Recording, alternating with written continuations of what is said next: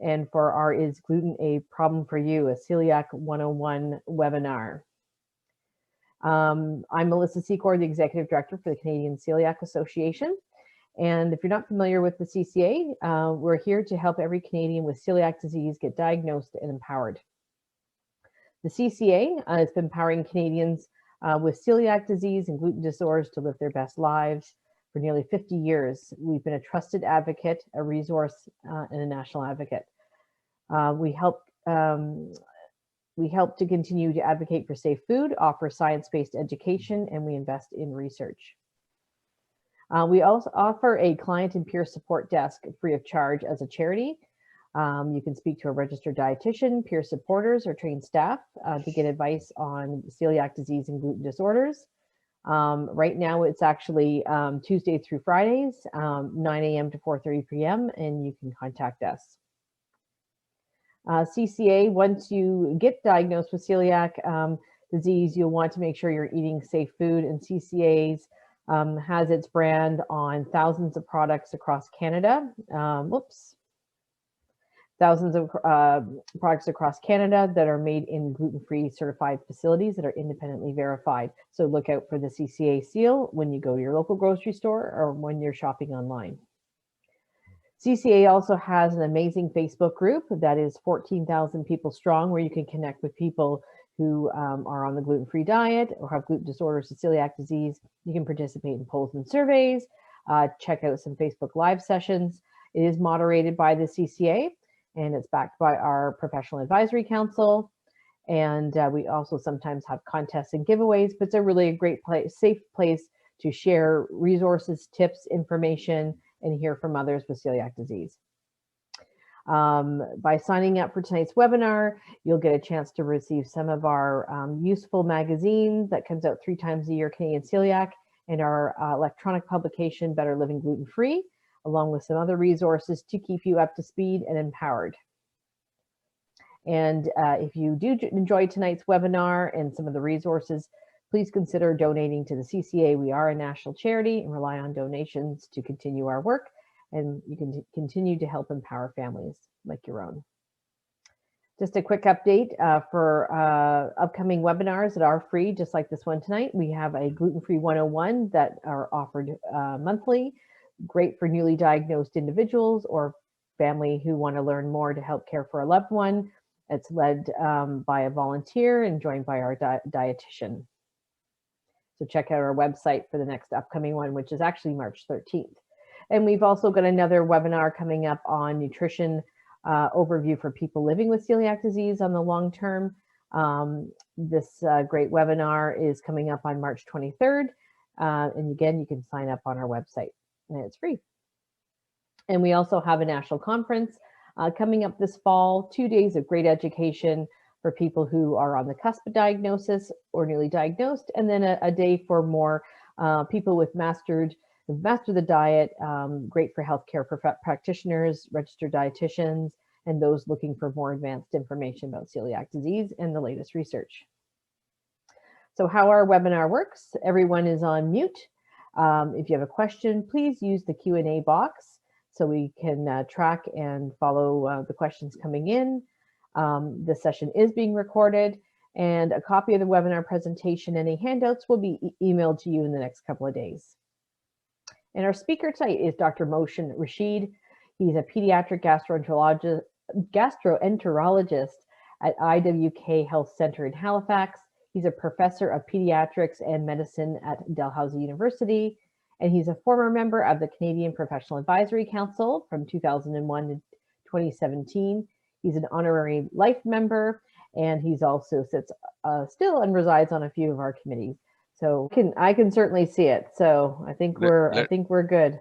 Maybe we'll get some comments from somebody. Let us know in the chat box, folks, if you can see. Looks like it's good. All right. Thank you, Sophie. Yep. Great. Thanks, Claire. You're good to go. All right. Well, thank you, everybody, for joining in, and I hope everybody is well and staying safe. This was a topic that I was assigned to talk about, and I was just wondering who would be the participants in this webinar. My feeling is that most of you either have celiac disease or have a family member, probably a child, And there could be other people who are interested in gluten in general and gluten-related disorders.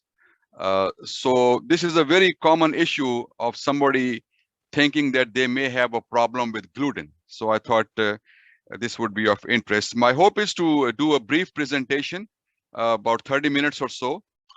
Some of you may be quite well versed with gluten, gluten-free diet and celiac disease and other related diseases.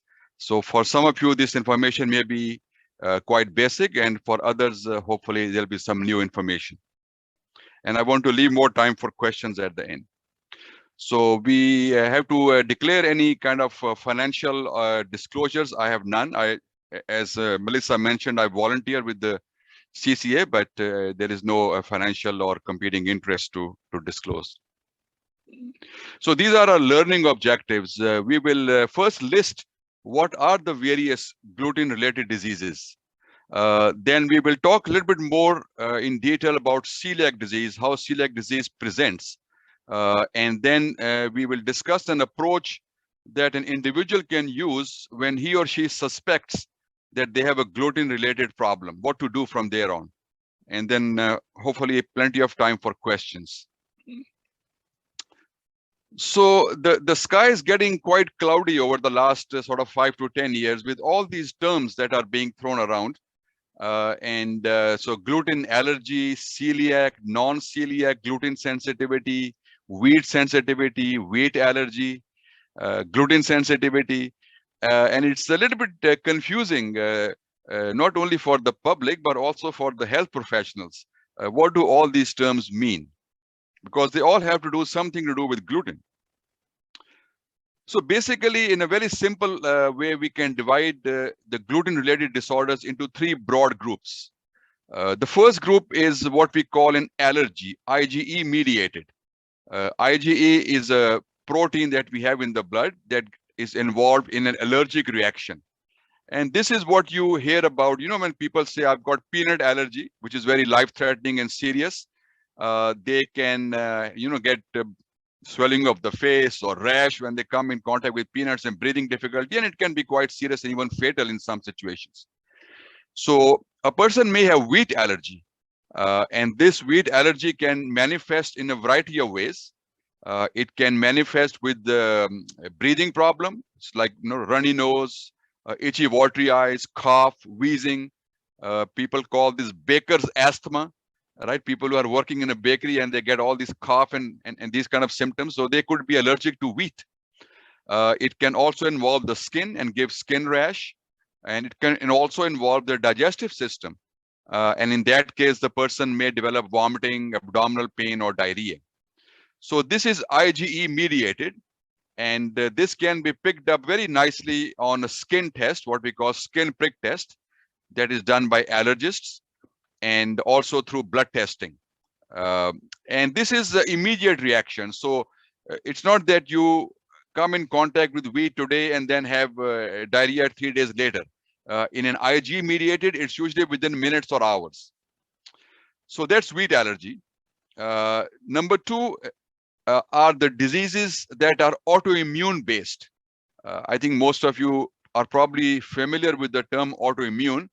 But what it basically means is that we have an immune system in our body which helps us fight off infections. And this is big in news these days. With COVID-19, we are always worried about people whose immune systems are not good because they are more prone to getting infections. So autoimmune means that for some reason, our own immune system turns against our own body. And in celiac disease, it turns against the lining of our intestine. So celiac is a very good example of an autoimmune disease. There are many, many other autoimmune diseases that people might be familiar with. For example, diabetes, the type 1 diabetes, where the immune system goes and destroys the cells in the body that makes insulin. And now then the person has to now rely on injections. Thyroid problems, when thyroid is a gland in the neck, and in some cases, our immune system goes and destroys the gland. We don't actually feel it initially. And then we lose the thyroid hormone, and then the person has to take pills to replace the hormone. So these are two common autoimmune diseases. The celiac is also an autoimmune disease. If the problem involves the skin, that is called dermatitis herpetiformis or celiac of the skin. And gluten ataxia. Ataxia is this unsteadiness. The person becomes very wobbly and very dizzy and very unsteady on their feet. And this is when gluten causes direct inflammation and damage to the brain. So these are the three autoimmune based disorders that are related to gluten. And then the third one is to do with innate immunity. I mean, I put a question mark there because we don't really understand this phenomena. This is now called non-celiac gluten sensitivity. So here the person reacts to gluten, but there is no damage to the bowel. They don't have an abnormal blood test, and they may outgrow this over time. We don't know. We don't know whether it is related to the amount of gluten they take. So it's still being worked out. And recently there is some evidence that perhaps it may not be gluten that's causing this phenomena. Maybe there are other things in wheat. There are several other proteins and other starches in wheat that may give people symptoms. So it is called non-celiac gluten sensitivity. So these are the three big groups of disorders. We'll spend time on celiac disease because this is perhaps the most common and the most serious one. So as I mentioned, currently celiac disease is considered to be an autoimmune disorder because it has all the components of autoimmunity. So the person has to have a genetic disposition for getting celiac disease. And there are two genes that are essential to get celiac disease. These are called HLA, DQ2, DQ8. Now, in most diseases, we are looking for an abnormal gene or we look for a mutation. But in celiac disease, we are not looking for an abnormal gene because these genes are normal and they are present in about 30 to 40% of the population, depending on what population you're talking about, perhaps in North America. But you need to have these to get celiac disease. If you don't have either one of them, then your chances of getting celiac disease are essentially, I would say, very, very low, if not zero at all. So we use this sometimes in people where the diagnosis is in doubt. We don't use this to confirm celiac disease, but we use this to rule out celiac disease. If somebody doesn't have these, then they don't have celiac disease. We know what the autoantigen is against which our immune system is actually attacking. And this is an enzyme in the gut. It's actually present all over the body, in the brain as well. It's called tissue transglutaminase, or in short, TTG. And this is the enzyme against which people with celiac disease will form antibodies. And that's what the celiac blood test is. And we'll talk about that shortly. But most importantly, with celiac disease, we know what the trigger is that causes this autoimmune damage. And that is gluten. Well, everybody knows gluten, right? So which is a protein present in 3 grains: wheat, barley, and rye. So celiac is unique because in other autoimmune diseases, when the damage is done to the body, part of the body, we cannot reverse it because we don't know what was the culprit that caused the damage. Whereas in celiac disease, we know the culprit, and that's gluten. So by removing gluten, all the inflammation in the intestine or any other symptoms will all revert back because the process of autoimmunity settles down. So celiac disease is basically a complex interaction between our immune system, our intestine, in the presence of gluten. And in the background, we have the right genes to get celiac disease. I mean, there are more than 40 genes that have been implicated in celiac disease, but these two are the most consistent ones. And these are actually the genes that are also involved in other autoimmune diseases. These are important genes to keep our immune system in good shape. And then something in the environment. We don't know why people with the same genes, same immune system get celiac disease when they are 6 months old, as soon as you start taking wheat, and when you are 60-year-olds or 80-year-old or 20-year-old. So something triggers celiac disease. So something that's in the environment. People think that the most common trigger is an infection of the gut. So that turns on the immune system. But there are many other triggers that are described. For example, operation, surgery, stress, physical stress, pregnancy, trauma, even emotional stress has been blamed to trigger celiac disease. So a lot of unanswered questions, but the mechanisms by which gluten causes injury are actually quite well worked out. So this is how we make a diagnosis. So this is the lining of the intestine or the duodenum, which is the start of the small intestine. You can see it's nice and healthy. You got these round circular folds, and on these folds are sitting these small finger-like microscopic things called villi. Right? Villi. And there are millions and millions of villi in the bowel because we only have 3 or 4 hours for the food to go all the way down from the stomach to the lower end of our bowel. So we need a lot of surface area from where we need to absorb our nutrients. So these villi, they increase the surface area. So if you lay open the bowel of a person, small intestine, it's the size of about a small table. But when you open the bowel with the villi, then the size becomes that of a tennis court. So that's how big our bowel is, right? And if you look under the microscope, you see these long finger-like things, villi, right? Nice and healthy. And this is what happens in celiac disease. So things move from here onto this side. So the bowel looks very abnormal. It's very swollen. You see these little cracks in the bowel. People call them scalloping. It's a real maritime term, like the edge of a scallop. There are no villi, and look under the microscope and the villi are all gone. So villous atrophy. Now, this is one end of the spectrum. Not everybody has the same severity of the disease, and a lot of people are sort of in between these. But once the damage happens and you move in this direction, then you got to take gluten out. And when you take gluten out, you move back towards the normal bowel. So it's a totally treatable problem. We call celiac disease a hidden epidemic, hidden because a good number of people, anywhere from 70 to 80% of the population who has celiac disease, they don't know they have it. This is just a graph to show you the prevalence in different continents.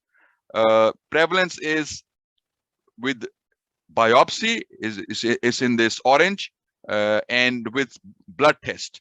So which means that sometimes you have a large number of people with a positive blood test, but how many of them actually were diagnosed with biopsy?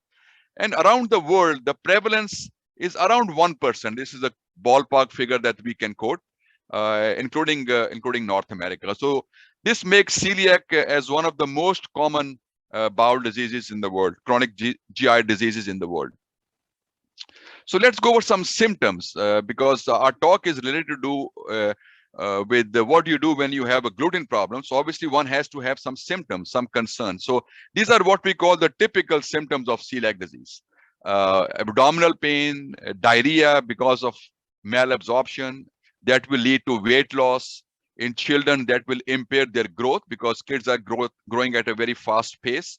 It can lead to inflammation, can lead to poor appetite, nausea and vomiting, especially in young children, is a very common symptom. Constipation, it's counterintuitive. One would think that, oh, you can't absorb things, you get diarrhea. But I tell you, constipation is now probably more common than diarrhea, at least in children. And a big belly, swollen belly, because the intestine is all swollen and dilated. So person can have one symptom, or a person can have more than one or multiple symptoms at the same time. But abdominal pain is now the most common symptom of celiac disease. These are some other features how celiac disease can present in adults. Anemia, which means low blood, and this is most commonly due to lack of iron and sometimes other nutrients like folic acid or vitamin B12. But commonly, so iron deficiency anemia is now in adults the most common way celiac disease presents. So any person who has iron deficiency anemia where you can't find a cause, obvious cause, one should always consider celiac disease as one of the likely causes. Short stature, meaning in children, they have no symptom, but they're just short in their height. It's a very well described symptom of celiac disease. Mouth sores, canker sores in the mouth, that could be the only symptom of celiac disease. Dental enamel defects, so the lining of the teeth is not very well developed, and you can have all kinds of dental issues. And sometimes a smart dentist can pick up a patient and say, oh, you got a bad enamel, and maybe this is celiac disease. So it's my practice that when I make a diagnosis in a child with celiac disease, and when next time we meet the family, mom or dad, I always ask them to give me a smile, because they may have very poor dental enamel and they may have unrecognized celiac disease. So this could be a whole talk in itself, but bad enamel, think of celiac. Osteoporosis or weak bones, and this can lead to joint pain and fractures. And this is mainly because of lack of vitamin D and calcium, because we can't absorb those things in celiac disease very well. So this could be your only symptom is bone disease, bone pain. Elevated liver enzymes. So unrecognized celiac disease can cause liver inflammation. And this could be just a manifestation by itself, and it all gets better once the person removes gluten. In female, menstrual irregularities is also described, and infertility, inability to conceive both in females and males. And once the disease is treated, then the fertility rates go back up. And a lot of neurological problems. I mentioned ataxia, unsteadiness, gait problems, balance problems, neuropathy when you have pins and needles or numbness in hand and feet. And there's a long list, migraine, headaches, depression, a lot of other neurological problems are also associated with celiac disease. So you can see the variety of symptoms that the person might have. So this is just the DH or dermatitis herpetiformis. We also call this skin celiac disease, where people get this very severe chronic itchy rash. It's usually symmetrical, both sides. You can have them on elbows and knees, and it can happen on the face and back, on the body as well. And the key here is that it's very, very itchy and doesn't get better. It's not like eczema or psoriasis. It's a very, very itchy rash. This slide has a fair bit of information, and I'm not going to go through all this, but just to remind people that if a person has one autoimmune disease, they are at risk of getting a second autoimmune disease in their lifetime, or a third autoimmune disease. So if somebody has celiac disease, they can get thyroid problems. Almost 5 to 10 out of every 100 people with celiac disease in their lifetime may develop a thyroid problem, usually a low thyroid, a hypothyroid. So this is why we check once a year through a blood test all our patients with celiac disease. They can also develop type 1 diabetes. That risk is not as high, but can happen. And they can develop liver problems, autoimmune liver disease, and vice versa. Anybody who has a thyroid problem is at risk of getting celiac disease. So people with thyroid, type 1 diabetes, and autoimmune liver disease, they should be screened for celiac disease, because they may not have a lot of bowel symptoms and they may be suffering from celiac disease. And these are all other autoimmune diseases, rheumatological problems, skin problems, even heart problems in very rare situations have been linked with celiac disease. So the index of suspicion for celiac disease should be really very, very high. And the threshold where you want to look for celiac should be very, very low. This is the only way we'll be able to increase our diagnosis. Celiac is also associated with a lot of other diseases. I mentioned the three most common ones. IgA deficiency. IgA is a protein in the blood, and some people, like 1 in 400, 1 in every 400 people, they do not have this. And these people are at high risk of getting celiac. And then many other diseases. I put Down syndrome as a big one, because people with Down syndrome have a much higher risk of getting autoimmune diseases in general, and particularly celiac disease. So they should be screened. And in my own practice, I have many children with Down syndrome who have celiac disease.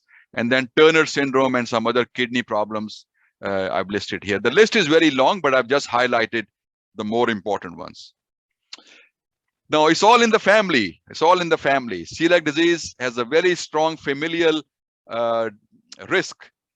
If a person has celiac disease, anywhere from 5 to 15% of their first degree relatives may have celiac disease. So we recommend to screen all of them with the blood test. The highest risk is to the siblings. In twins, if they are non-identical twins, 30% risk. If they're identical, 70% risks, not 100%, which means that genes are not enough to get celiac disease. There must be other environmental factors that cause celiac disease. So I put up a picture, and I just want people to tell me who of these two boys have celiac disease. The one on the right here, this one, or on the left. And if you think either one has celiac disease, what makes you think they have celiac disease? We'll get your answers at the end. So the general recommendation is that all first degree relatives, and I put second degree as well because there is a bit of a risk. Now, obviously, there's a cost issue to screen everybody. So what I tell my families is that ask your relatives, uncle, aunts, and cousins, and if they have anything concerning, they should get a blood test. You do not need to suffer, and nobody needs to suffer with celiac disease, because we can make a diagnosis in a very effective way if somebody thinks of it. I'm going to put this up just to tell you that the awareness of celiac disease amongst the medical community has not been great over the last couple of decades. So this was a very large survey done by the Canadian Celiac Association. This was 2002 and published a few years later. And one of the questions that was asked of these almost 2,600 individuals with biopsy proven confirmed celiac disease, they were all members of CCA actually, that how long were you sick before you got diagnosed? And the mean duration of symptoms to diagnosis was 11.7 years, right? So this is huge, not acceptable. And then we did another survey. This was looking at the quality of life of patients with celiac disease. This was about 6 years later, a much larger sample, almost 5,000 individuals. And the same question was asked, in addition to many other questions, that what was your duration of symptoms? How long were you sick before you were diagnosed? Pretty much the same, 12 years, right? Average. So this gave us this impression that, you know, a lot of people are suffering and they're not being diagnosed because our healthcare professionals are probably not in tune to celiac disease. And this is, I think, one of the reasons why the diagnosis gets missed or gets delayed. Although celiac is a disease of the intestine, the manifestations can be all over the place. There is no body system, part of the body or organ system of the body that doesn't get affected in celiac disease.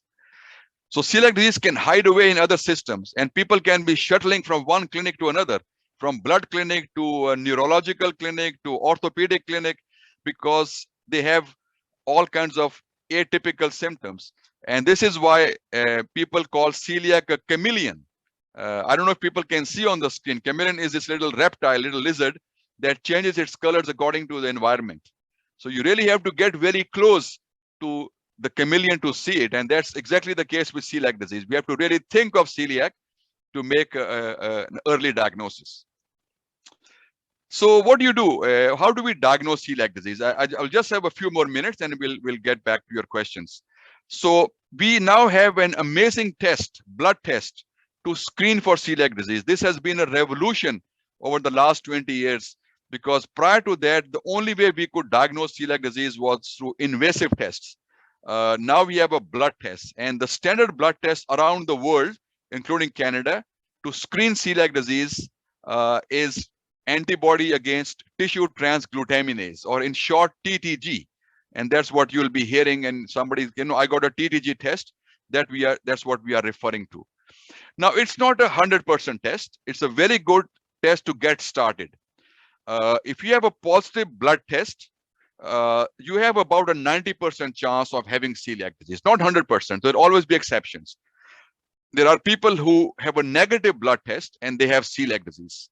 That's also an exception. The higher the numbers of your blood test, the more the likelihood that you have celiac disease.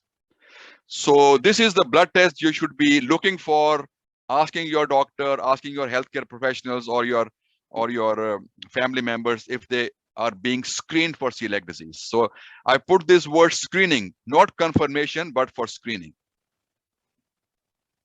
Confirmation of celiac disease comes from a biopsy. We got to take a tiny little sample. This is done through an endoscope. This is our endoscope. The person is given something to calm them down, sedation. In children, we give them a short anesthetic. Takes about 5 minutes to do the procedure. And through the mouth, we put this tube and we go into the intestine, into the duodenum. Remember, I showed you some images. Those were taken from here. And this is the bowel, and this is the forceps. We put a wire. This wire goes through the tube into the bowel. It has a small little pinch, and we take a few samples from the lining of the bowel and we send them to the pathologist to look under the microscope. So this is the gold standard. This is the confirmatory test. to diagnose celiac disease. So your blood test may be positive, your biopsy may be negative, or blood test sometimes is negative and biopsy is positive. So biopsy will confirm the screening that is done on blood test. It's very, very important that this should be confirmed. So based on serology or the blood test and biopsy, there are 4 patterns that are recognized for celiac disease. The one is classical celiac disease. Remember, we talked about diarrhea, belly pains, weight loss. So your serology is positive, your biopsy is positive, you treat with a gluten-free diet. Non-classical or atypical, for example, mouth sores, infertility, headaches, rash, your serology is positive, biopsy is positive, you treat with gluten-free diet, diagnosis confirmed.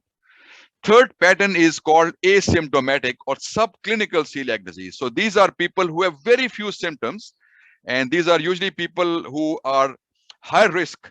For example, a family member or somebody who has type 1 diabetes, and you do a blood test, it's positive, and they have a biopsy and it's positive, and they go on a gluten-free diet because they have an abnormal bowel, and sooner or later they're going to get into trouble. So we treat them with a gluten-free diet. And then the fourth form is called potential celiac disease, where you have a positive blood test and your biopsy is negative. As long as the biopsy is taken properly, to somebody who's trained to take biopsies and sent to a pathologist who is well versed what to look for. So there are some pitfalls in the biopsy as well. But let's say the biopsy was taken properly, interpreted, and it's negative. So we call this potential celiac or latent celiac. And if you follow these individuals, a good number of them, perhaps half of them, over the next 5 to 10 years, they actually will develop a positive biopsy. Their bowel will start to show inflammation. So these people need to be followed. They don't need to be treated because their bowel is normal. So this is why we call this celiac iceberg. So this typical is only the tip of the iceberg. Only about 1 in 10 people with celiac now present with this typical disease. The bulk of celiac is under the water level. Now, I won't spend too much time because you'll have some nice webinars coming up on the treatment of celiac disease. There is no disease in medicine that I know of, a chronic disease, in which diet plays such an important role. The only treatment for celiac disease is really a gluten-free diet. And there's an amazing response to this diet. Everything will become normal over time. But I want to highlight 2 things. One is that the diet, to get the best benefit of this diet, it has to be strict. There is no halfway here. I mean, it's not like lactose that you can put in your coffee, but you can't drink a glass of milk. It's very different. This is a very extreme sensitivity. So you got to remove gluten strictly from the diet. And sometimes I see teenagers in my clinic and I ask them, are you 100% gluten-free? And they tell me I'm 90% gluten-free, right? That's not good enough. So it's either 0 or 100, right? And second thing that's important is that it is for life. This is a lifelong sensitivity. Unfortunately, it's not an allergy that a person may outgrow. It's an autoimmune disease. It is for life if it is truly celiac disease. So we'll come back to the last part of the presentation, and that is what to do when you suspect that you or somebody you know, a family member or friend, has a gluten-related problem. So obviously you have some symptoms, right? That's what would concern you. You may have just fatigue, or you may have just bloating and gas or belly pain. So what do you do? First thing, there are 2 things you need to do. The first thing, please do not start a gluten-free diet. That's the take-home message from this presentation. If you see a naturopath, do not listen to your naturopath. I have to stress this because many naturopaths, the first thing they tell you is remove gluten. You said, no, I'm not going to remove gluten. I can remove milk. I will remove peas and corns and everything else, but I will not remove gluten from the diet. The reason for this is that if you remove gluten from the diet, as an experiment, okay, let me remove and see what happens to my symptoms. Your symptoms may get better, but there's no guarantee that you have celiac disease. Because as I mentioned, there are many other causes why gluten can cause problems outside celiac. And if you start to take gluten-free diet and you start to feel better, and then you want to find out whether I have celiac disease or not, it will really complicate the problem because that abnormal blood test is all driven by gluten. So usually within 6 to 12 months and sometimes a bit later, sometimes even more quickly, your blood test will become negative, right? If you go on a gluten-free diet, and your bowel injury, those villi that are damaged, they will start to recover. And if you then go for a blood test or go for a biopsy, your bowel may look completely normal and blood test negative. So the diagnosis becomes very, very problematic. And this is a phenomenon we are seeing a lot in our practice, because people know about gluten now. The public is more aware of gluten, and the child has symptoms, because I deal with children, and they said, okay, let's try a gluten-free diet, and they get better, and then they can't keep up with the diet because diet has all kinds of challenges. And then they say, what do I do now? How do I find out? Then you have to put the person back on gluten, oral gluten challenge. And if they really have celiac disease, they can get quite sick with that. So this is my advice.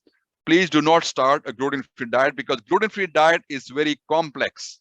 It's an excellent diet. At the end of the day, it makes you feel better if you have celiac disease or any gluten-related disorder.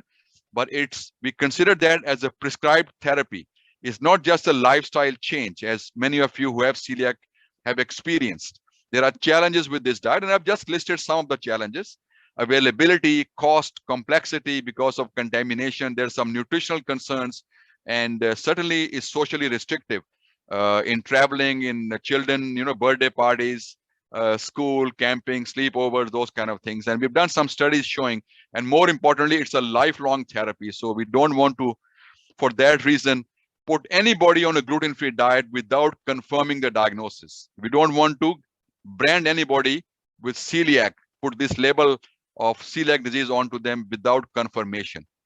So I tell my students, my medical students, and physicians, it is bad to miss the diagnosis of celiac disease. It is even worse to diagnose it in somebody who doesn't have it. Right? Now, I understand the limitations of a biopsy, the wait time. So I think that's something that we need to address at a national level, at a healthcare level, policy level. But that doesn't mean that we should just start a gluten-free diet just because we can't get a biopsy in time. Number two, so you're not going to start a diet. What do you do next? You engage your family physician. Please set up an appointment quickly with your family physician and go and tell your family physician your symptoms. Now, this is a sensitive issue. How do you engage your family doctor? And it all depends what kind of rapport and relationship you have with your family physician. What's important is that we don't expect patients to come to a physician and tell the physician that, okay, I want to get this done, right? Because people often self-diagnosed, and then they come and say, okay, I've got this problem and I want this medication. No, it doesn't work that way. You need to have the physician assess your problem appropriately and then suggest the remedy. Does it require investigation? Does it require any kind of treatment, medication? So I think it has to be done in a very sensitive way, in a very polite, sensitive way. It's possible that your family physician is not in tune to celiac disease. They may not be comfortable with celiac disease, and there is no problem if you request to your family doctor that, could you please check me for celiac disease because I'm concerned. If you are a high risk person, there'll be no problem. If you are a family member or you have an autoimmune disorder, your family doctor will be quite willing to do that. But if you have symptoms that are atypical, you can talk to your family doctor and convince your family doctor to at least do a blood check, the TTG antibody test as a minimum. Make sure that you are on a gluten-containing diet, you haven't gone gluten-free, and let your family doctor deal with that. So I think this is my plea to people that please do this in a sensitive way, in a professional, respectful way, and not tell your doctor in a dictatorial, okay, I think I've got celiac, I want a blood test kind of thing. And your family doctor will be very happy to follow up on that. And I must say that family doctors are getting much better. We are seeing celiac disease in very early stages. We are seeing a lot of patients. Family doctors are screening, but still the old timers, old timers are looking for those very ill patients with celiac disease. And I still see families that they have talked to their family doctor and they have not been screened. But I think the problem, the situation is getting better. So engage your family doctor. And what you can do is you can take this document, this is on CCA website, document about diagnosis. It's a one-page document, and you can leave it to your family doctor to go through and tell them, that I read up on celiac. and I looked at these signs and symptoms, and I'm concerned that I might have celiac disease. And your doctor will be able to look at that. It's a very, very good, very succinct and a short document. And there's a document that you can download about management. So that's the next step. Obviously, you won't download this without a diagnosis. So take this document, print it out, give it to your family doctor in a polite, sensitive way, respectful way, and I'm sure your family doctor will actually go ahead and do your test. So just 2 take-home points. So celiac disease is a very common disorder, and it can present with a variety of intestinal and extraintestinal symptoms. If you suspect that you may have a gluten-related problem, especially celiac disease, do not start a diet before consulting your family physician, and at a minimum, getting a blood check done. And then let your family doctor deal with the rest after that. So sorry, I just took a little bit longer. I'm going to stop here, and I'm very happy to take any questions from the audience. I'm going to unmute myself. And all right. So thank you, Dr. Rashid. That was great. We've got a few questions here, and hopefully everybody can see my screen. There we go. Whoops. There we go. Okay. All right. So we've got a handful of questions here. So first of all, how long should a 3-year-old be eating gluten prior to a blood test if they're already gluten-free before? This is from Elaine. So that is very variable because people have different sensitivity to gluten. It's the amount of gluten, your immune system that makes antibodies. How long were you gluten-free to begin with? So usually people say within sort of 6 to 8 weeks. In adults, it may be quicker actually, right? And again, at the amount of gluten you are taking. But usually within 6 to 8 weeks, the blood test will turn positive. And also the person will start to get some symptoms, right? Blood test positivity is just a clue for celiac disease. So I would say perhaps 6 to 8 weeks is a safe. Now, there are cases it may take months, many, many months before your blood test turns positive, especially when you had gone gluten-free for a long period of time. So if you have gone gluten-free, just say for a week or two, your blood test may still be positive. And this is both for children and adults. So get a blood test quickly. Don't leave it for many months. Okay, great. I just want to remind everyone that we will send a copy of the recording, but also check out our YouTube channel for a lot of other past recorded webinar events as well. I have a question. Can someone have a wheat allergy, that IgE, and celiac disease? I don't know. I guess it's possible. I mean, celiac disease is very common. Wheat allergy prevalence is not known. There are 2 different mechanisms. I don't know whether somebody can have both, I guess, just like somebody can have celiac and peanut allergy or any other sensitivity. I guess it's possible. But I would be more concerned with celiac to make a diagnosis, because just because in celiac disease, there will be villous atrophy, damage to the intestine that sets you up for a lot of nutritional problems and the risk of other autoimmune diseases in your lifetime, setting you up for frequent visits, long-term follow-up, which is not the case with wheat allergy. Okay, or sensitivity. Okay, Gabriella's question, do you have information, definition in French? So she wants to pass it on to her family doctor. You know what, there is a great Celiac Quebec group that offers material in French, Gabrielle. So they're a great organization.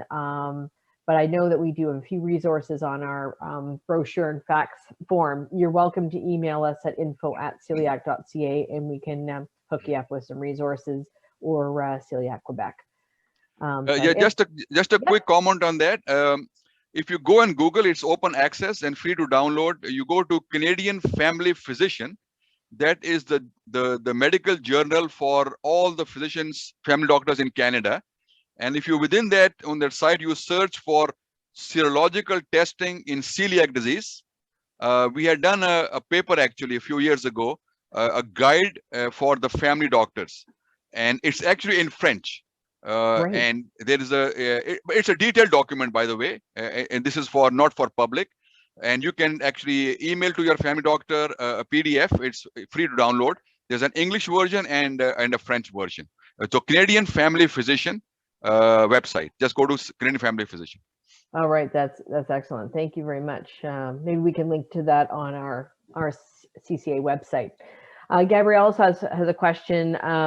Let's see here. No, I've done that one. Nancy, she says, I used to suffer severe stomach pains, arthritic pain in my joints, and was diagnosed with proctitis.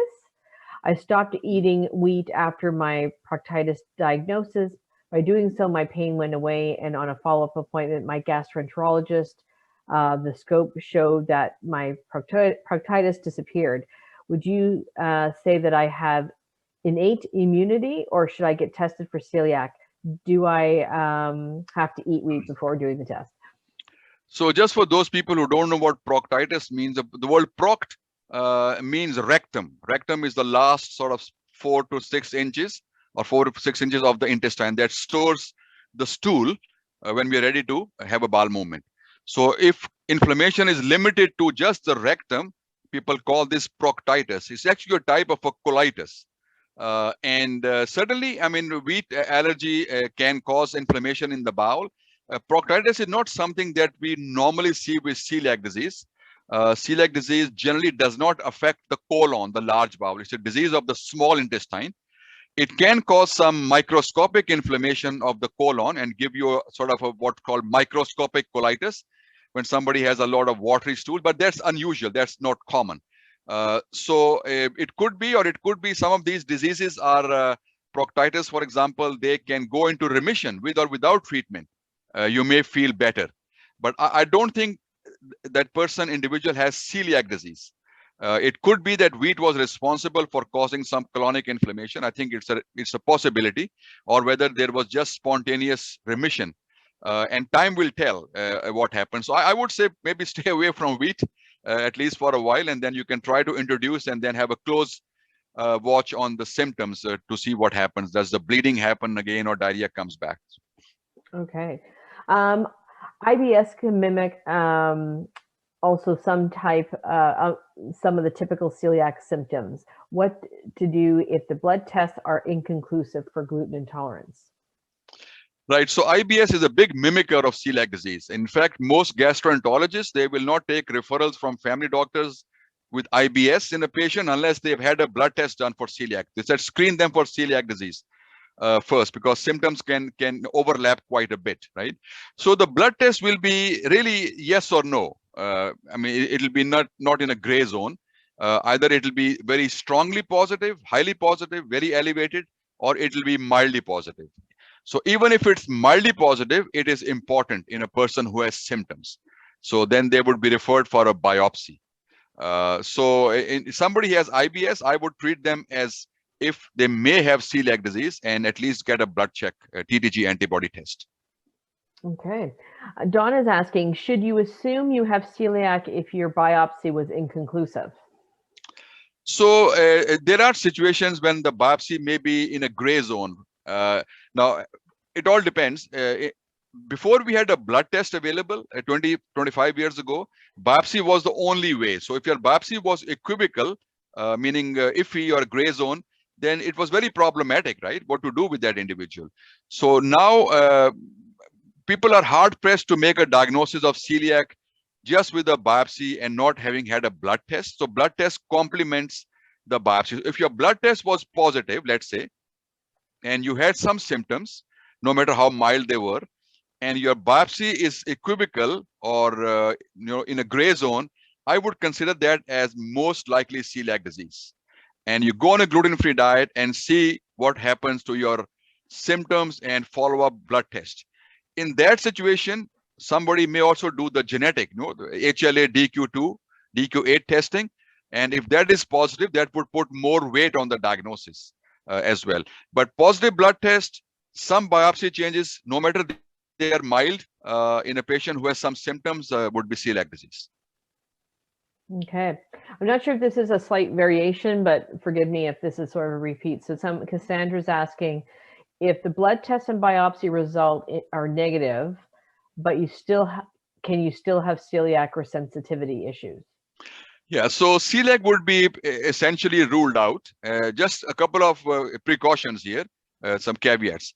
first of all, make sure that your blood test was done when you were taking gluten. You had not gone gluten-free. That's the most common problem now, that people's blood test is negative because they go on a gluten-free diet. And same is with the biopsy.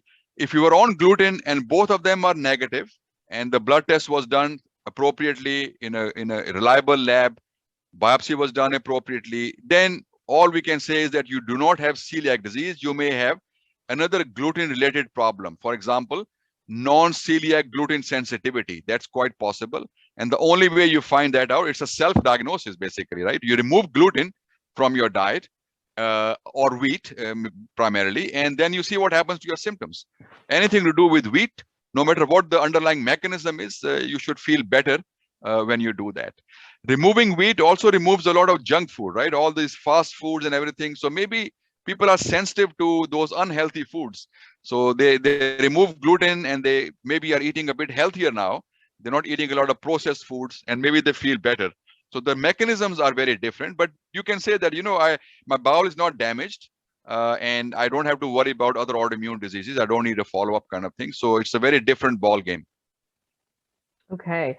A few people are asking about, are there other grains to avoid? So certainly it's wheat, rye, barley, and triticale. I would caution, and Dr. Rishi, you can chime in, oats is, you need to be eating gluten-free oats, not regular oats. And you want to be looking for certified purity protocol gluten-free oats. Anything just to comment on that, or? Yeah, so basically those are the three sort of primary grains: wheat, rye, and barley. Anything that's crossbred, right? Triticale is the crossbred between these grains. So that would be out. And grain and wheat has 100 names, right? Kamut and bulgur and all kinds of things. So anything that's originated from wheat. Oats, absolutely. Oats themselves don't have gluten and they are safe for most people. But problem is that the commercially available oats that you get, like Quaker oats, for example, they are contaminated. And even if they say 100% oats, right? They will say no other ingredient but oats. So make sure the oats that you buy are labeled gluten-free, or they say that's safe for people with gluten-free, because Health Canada, to my knowledge, still consider oats into that gluten-containing grains because they don't want to remove that precautionary statement. Otherwise, all uncontaminated oats will hit the market. So they have taken that stance that if the oats are properly grown, properly tested, and certified gluten-free, those should be safe for people with celiac disease. Now, keep in mind, there are some people who have oat sensitivity. And oats are also very rich in fiber. They're an excellent grain, actually, excellent food product, very high in nutrients. So when people start taking oats, sometimes they can get some gas and bloating and maybe some diarrhea. So it's just because they are eating a lot of fiber, roughage. So make sure that you start slow, take your time and slowly increase. And if you react to oats, you stop it, wait for a few weeks, retry and see what happens. And if you can't take it the next time, as long as the oats were pure, gluten-free, then probably you may have oats intolerance. So just stay away from oats in that case. And what I recommend, Kim and Lauren, we've got a great labeling document on gluten-free, plus we've got a gluten-free 101 how to master that diet coming up next weekend on Saturday, and we offer that monthly that you may want to check out. Or you can talk to one of our dietitians on our help desk, by emailing or giving them a call to really help you on the actual, diet management as well. So I'm just going to come down here. We've got some great questions, Dr. Rashid. So Priscilla's asking, I just had all three of my children tested and 2 got extremely high numbers on both tests. And my youngest got high on 1 test. My family doctor said they don't need a biopsy due to their high numbers. Is this true? And I know there's been some changes on the pediatric recommendations, correct? Yes. So keep in mind the celiac testing is less reliable in very young kids. It's not as good under 2 years of age, although the vast majority of kids, young kids, infants with celiac disease will have a positive blood test. But if it's negative in under a 2-year-old, we still go with a biopsy if there's concern. No, I didn't want to get into that controversy of what we call a non-biopsy approach. The European, and this is only for children, by the way, the adults have not bought into this, but I'll just mention that. And this is only for gastroenterologists, by the way. The family doctors should not be applying this because it's a complex approach. So they need to refer. So what the European gastroenterology specialists have proposed, and this is after a lot of research, and this applies to all children around the world with celiac disease, is that you do the TTG antibody test first, right? That's your screening test, what we talked about. If your test is more than 10 times the upper limit of normal, and different labs have different cutoffs. So for example, in Nova Scotia, the lab cutoff is 15. So if your number is over 150, more than 10 times upper limit of normal. In the Maritimes, other provinces, the cutoff is 7. So if your blood test is more than 70, the numbers is more than 70, 10 times more than the normal value, then you run a second blood test. That is called endomysial antibody. It's another celiac test. It has to be run on a separate sample, not on the same sample that you had left over from the first one. So you get the first result back, then you refer to a GI, to a gastroenterologist to do this. Then you run this second test. It's called EMA, just like TTG. It's called EMA, endomysial antibody.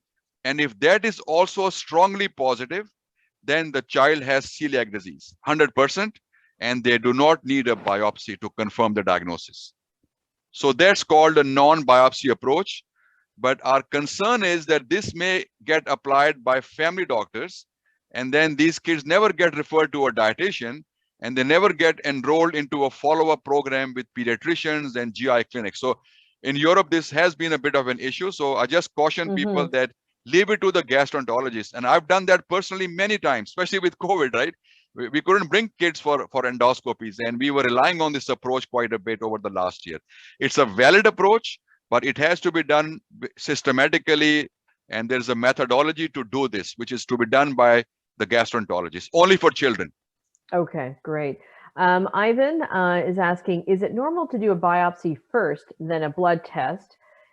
He was told by his doctor the blood test is more expensive, and probably maybe if he's in Ontario, unfortunately at the primary level, you still have to pay for it. It's not covered, which is something we're advocating for.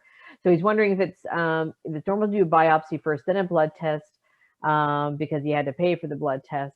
And also, is it normal to get diagnosed with acid reflux, then get diagnosed after? Right. So acid reflux is also a symptom of celiac disease, actually. There were so many other atypical symptoms that I didn't want to go through. There's a very long list, and CCA, that document that I mentioned about diagnosis, actually lists pretty much all of them. So sometimes you have acid reflux type symptoms that are not getting better with medication, and then you get a scope done and you find it's celiac disease. So the question was, is a blood test necessary? Scope, obviously endoscopy is invasive. It's a safe test, by the way. It's invasive though.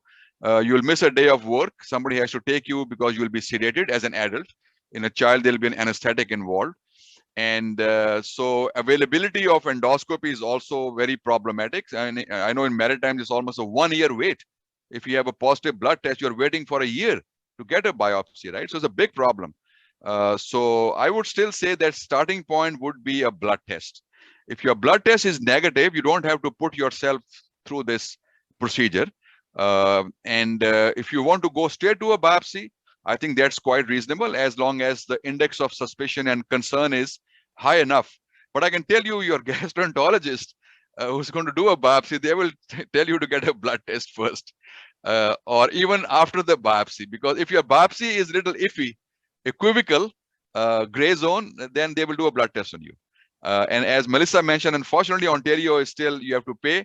All other provinces, with a drop of a hat, any doctor can order this blood test. It's only $20. Really, it's very cheap through the public system. I was just checking the price in our own lab. I think it's under $25, the TTG blood test. So very, very inexpensive, and it's an excellent screening test.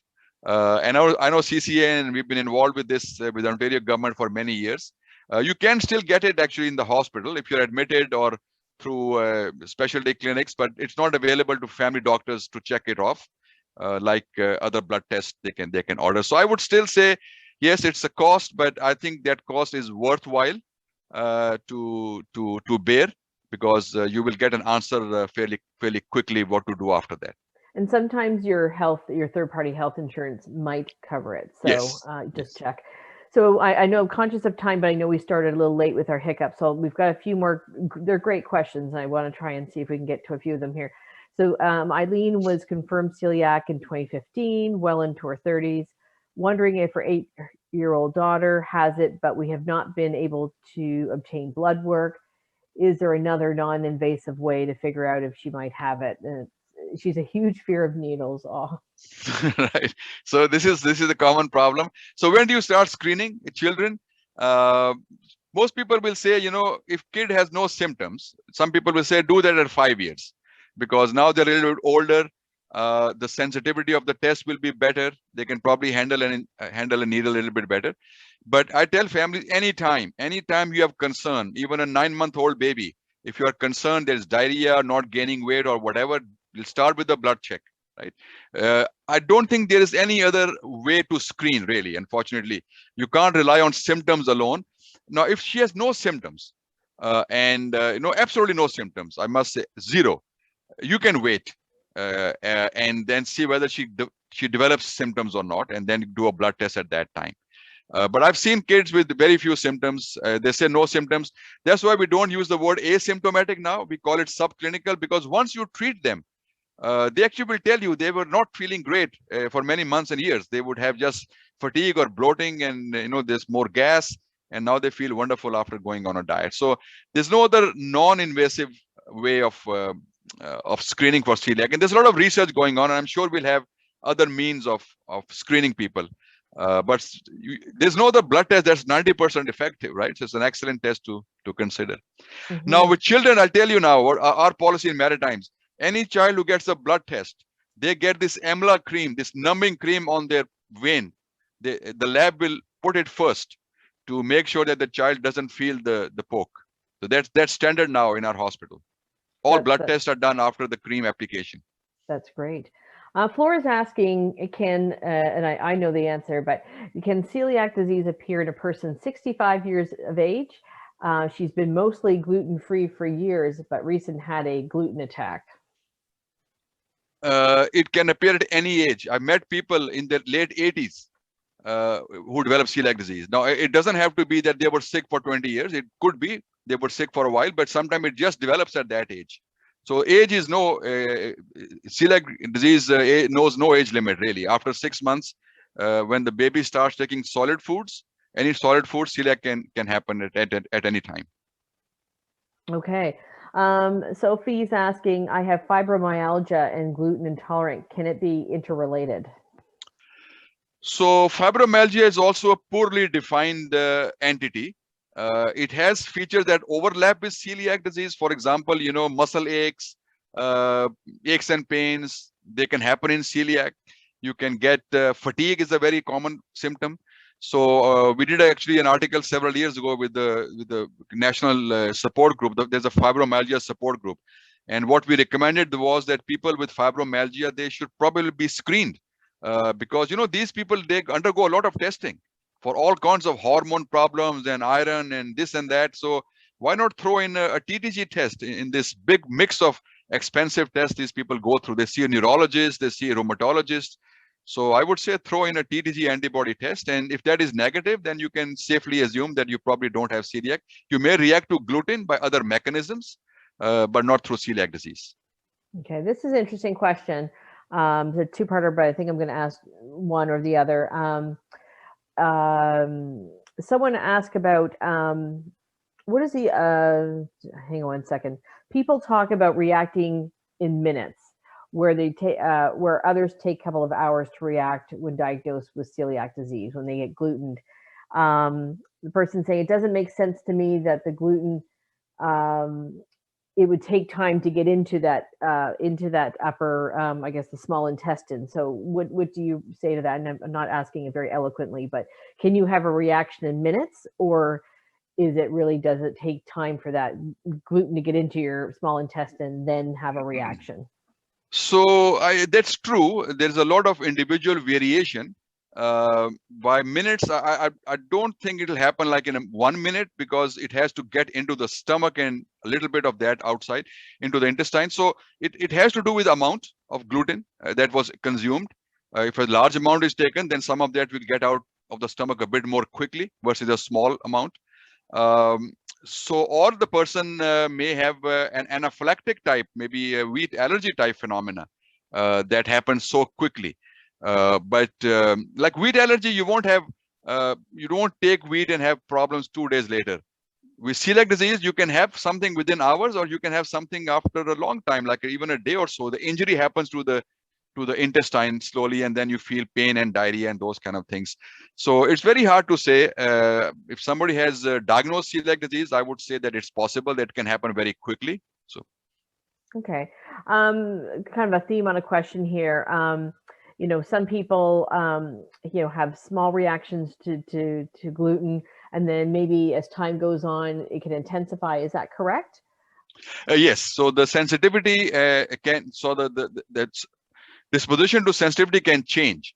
We usually find that once they go on a gluten-free diet, the bowel recovers, heals, the villi are now back full speed, right? And when you take gluten now, it may hit you harder very quickly compared to before you were diagnosed, because there were no villi at that time, right?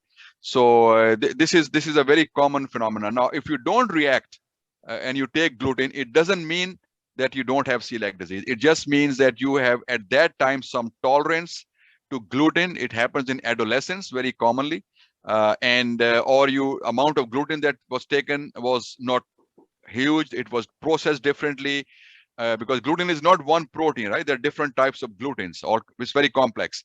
Or your own sensitivity to gluten is not as high as other people.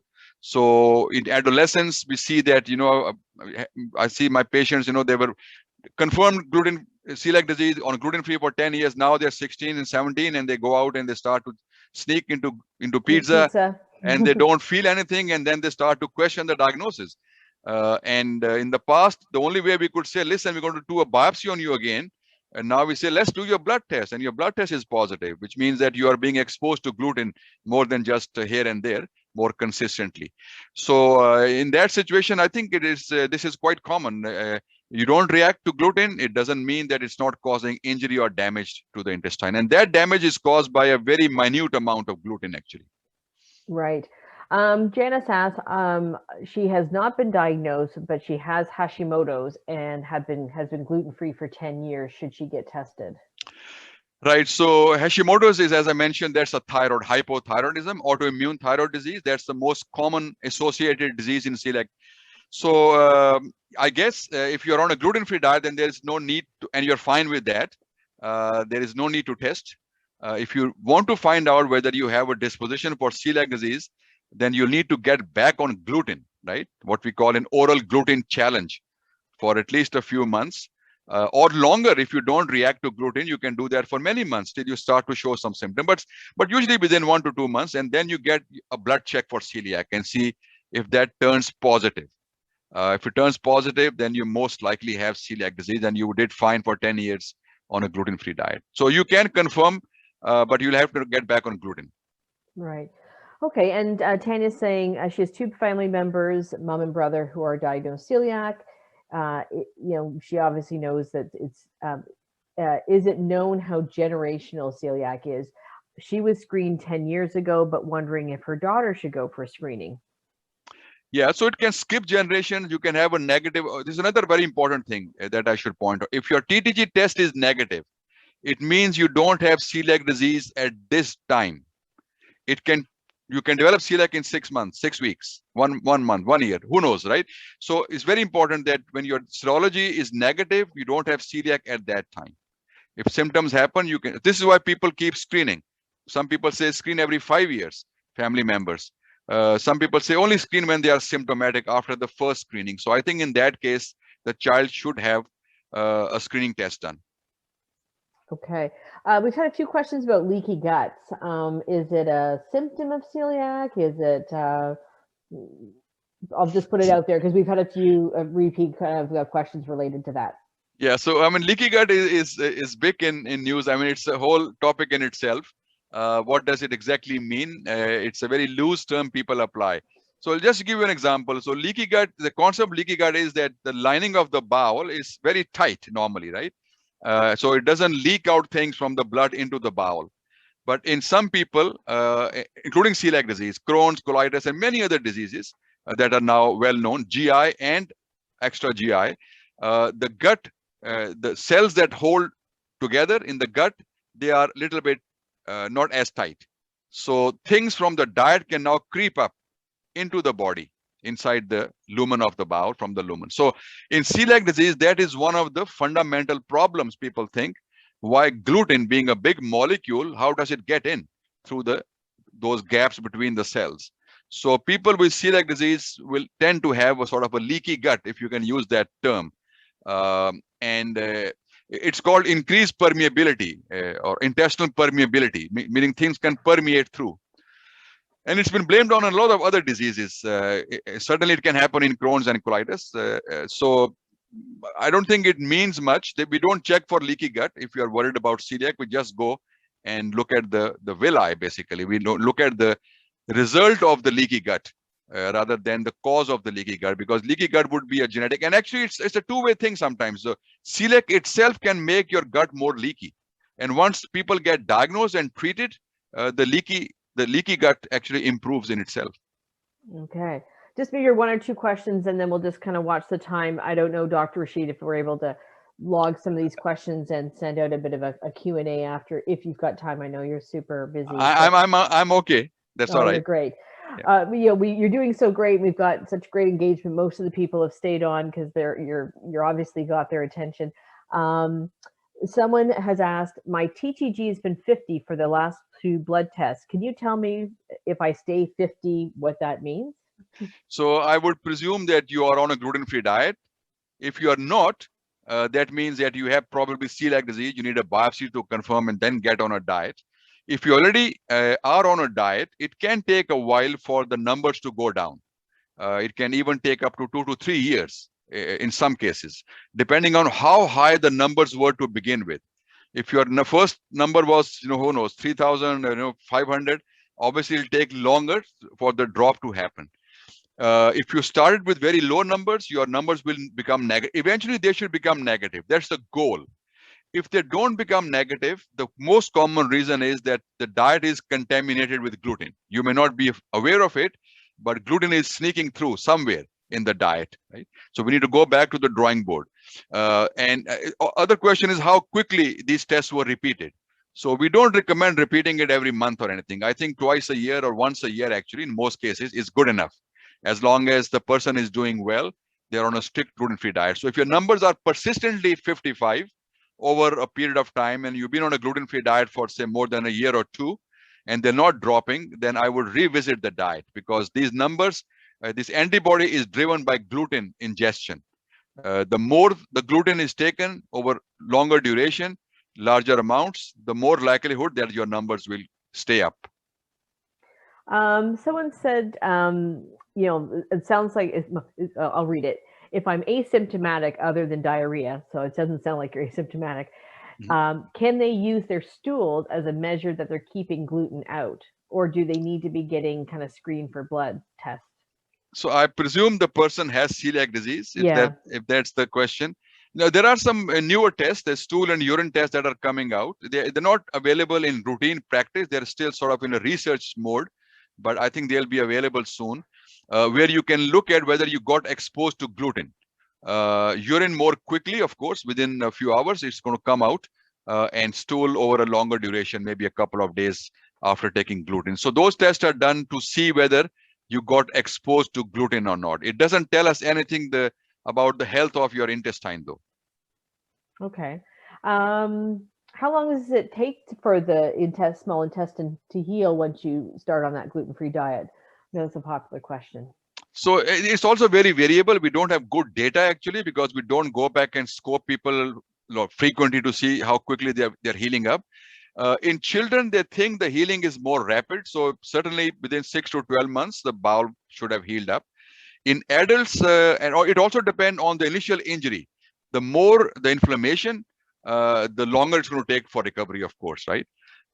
In adults, it can take several years. And even there is some concern that about a third or a quarter of adults, even after 2 or 3 years of supposedly a strict gluten-free diet, their bowel may still show changes of inflammation. It may not be fully recovered. So we have to, that's why the adult gastroenterologists, the majority, not all though, they would rescope the person after a year or two to document the healing that has happened, or even sooner if the person is on a diet and still having problems. Some people will not scope. They think if the person is doing well, the blood test is negative, and they have no symptoms now on a gluten-free diet, they're compliant, adherent to the diet, there's no need to scope them. In children, we don't scope.